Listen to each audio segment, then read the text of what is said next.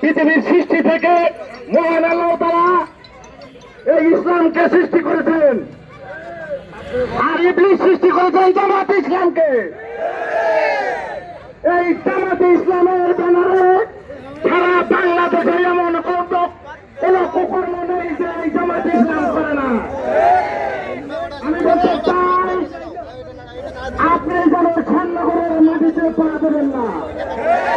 আপনি যদি শ্যামনগরের মাটিতে পা দেন, সারা শ্যামনগরের